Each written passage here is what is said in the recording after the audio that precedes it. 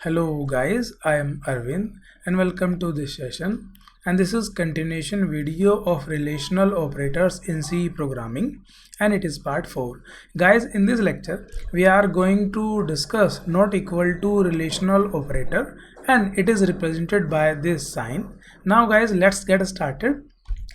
Guys, if x is not equal to y, then this expression will be true and it will return 1.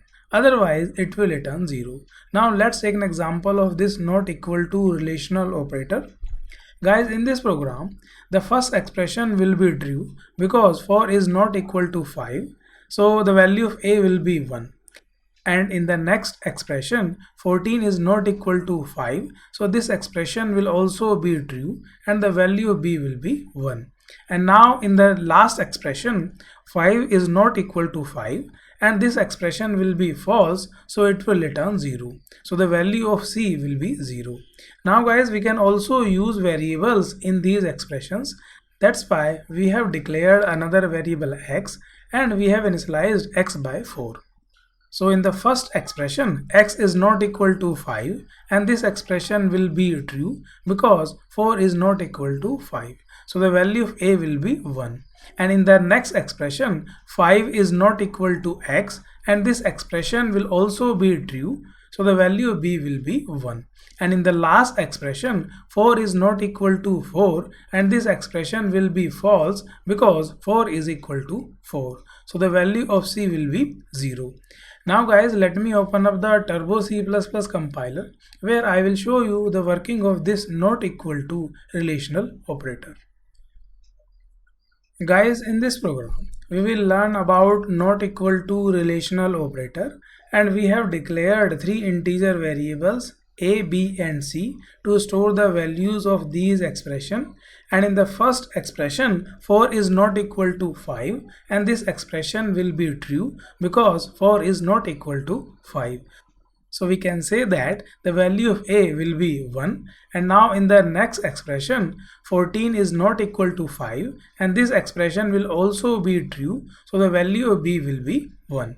And now in the last expression 4 is not equal to 4 and this expression will be false because 4 is equal to 4. So the value of c will be 0. Now guys, if I run this program, it is printing the values of a, b and c, and that are 1, 1 and 0 respectively. Now moving forward guys,